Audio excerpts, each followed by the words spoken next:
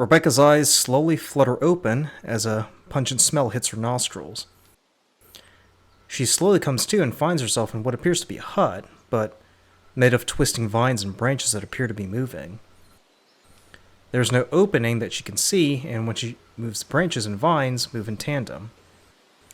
She slowly rises to her feet and walks over and tries to pry it open, but they're too strong, and she eventually gives up. Great. As she says this, she hears the thud and scurries to a corner where the branches part, but no one enters. She holds her breath, and suddenly a vine wraps around her ankle and drags her out. She turns to see the branches and vines receding to the earth, and she looks up to see the spruce glaring at her. Hey there. It says nothing but deposits a few items on the ground.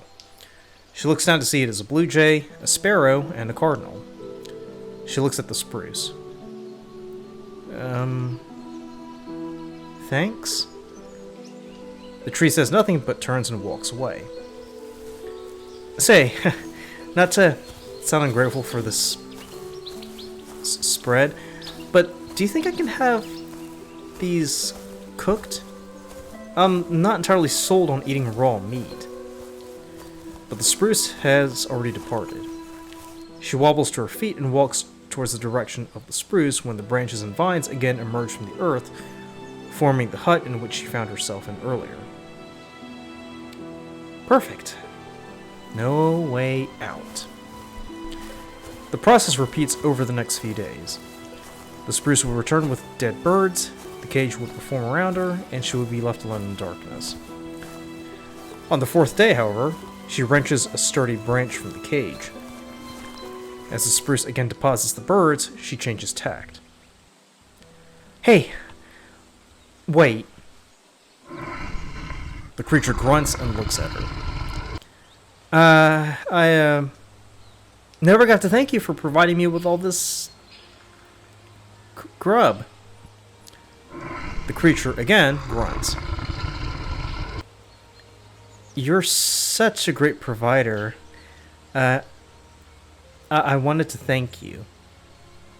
The creature cocks its head. Can I kiss you? The creature grunts and comes forward. As it bends down, Rebecca draws the club and swings it, decapitating the spruce. As it roars, Rebecca takes off running, charging through the bramble and underbrush, gripping the camera tightly as the spruce charges after her, again absorbing the branches and vines into itself. It shoots a vine towards her, but she leaps into a creek. As she catches her breath, she sees the spruce standing on the embankment, roaring. She slowly backs away as the creature leaps down and begins to march towards her. She picks up a rock and hurls it at its head, but it has no effect. She scrambles and the spruce grabs her ankle, causing her to scream in pain as she kicks with all her might. Let me go! Let me go, you freak! She grabs a larger rock and brings it down on its head, cracking it to reveal a crevice full of pulsating green ooze and bugs crawling around. The creature lets go and grabs its head, screaming as more of the liquid ooze comes out. Rebecca takes the opportunity to scramble up the ravine and heads towards her house. As she does so, she begins to slacken her steps and looks down to see her ankle has been cut. Are you... really... now? She hears another roar and she quickens her pace and scurries further down the path, but hears the roar getting closer. She takes refuge behind a mound, covering her mouth as the spruce bounds past her. It stops, sniffs, and heads in her direction. As it gets closer, she can feel its breath over her and feels liquid oozing onto her shoulder. The spruce is looking ahead, but then stops as a distant chainsaw is heard. It roars and bounds off. Rebecca clambers to her feet, sighing in relief. As she does so, she gingerly picks her way through the woods to see two men near a truck. She waves. Hey, ma'am. Are you alright?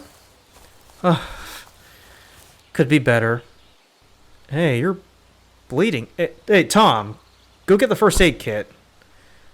What happened?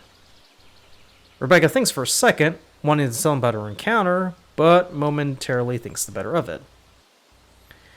I went nature photography and was, being stupid. Hey, do you have any water? A worker hands her a bottle, and she chugs it as another wraps gauze and tapes her ankle. Yeah, it's not the best, but it'll do. You ought to be careful here. One wrong move and you'll end up in a creek looking like hell. Yeah, I know. Thanks again. Yeah, no problem. Hey, listen, we can call an ambulance. I'm fine, really. Thank you. She holds up the water bottle. I'm okay. The workers exchange quizzical looks. Yeah, if you say so. Just try to be careful, will you? This wooden's cordoned off. I don't know how you even got in here, to be honest. I'll keep that in mind. Thanks. As she stumbles away, the workers look after her. At home, Rebecca stumbles in and collapses onto the couch. She looks at the camera to see it is dead and sighs. God, what a day. She pulls her laptop towards her and her eyes widen. 4 days? Shit. She struggles to get up and clambers towards the bathroom, where she closes the door. In the woods, the workers are setting up markers. So how weird was that? What, the girl? Yeah. She just stumbles in looking like she went through a war zone. Like she was running from someone, really. He stops and looks over at his coworker. All that from shooting nature scenes in the woods? Well, people do all sorts of crazy things. Yeah, can't say I blame her in a way. Well, why? Well, we're prepping to tear this forest down so they can turn to a mixed-use space. The village is at forest's end, they say. And it's been here for as long as the town's been here. He looks around. Damn shame that we gotta tear this down. Look, people have been complaining about kids coming here for years and smoking and doing all sorts of things. Suppose in a way it's a godsend for some people. Right. I'm gonna go mark over there. Alright. As the worker walks over, something grabs him. The other worker turns around. Hey, Nate, you forgot... Nate? He sees he's the only person there. Nate. Nate, where are you at? He walks over to where his coworker was and sees his hat. He picks it up. Nate, if you're taking a dump, might I suggest keeping this with you? He turns around to see there's no one there. He hears a noise and draws his breath. Nate, this ain't the time for screwing around. We're on a schedule. The developer wants this done by 3. Nate. Nate. Nate? He hears a groan and throws the hat to the ground. God. Damn it. As he walks over, he sees a puddle and turns a corner to see his coworker has been torn limb from limb and his face is missing.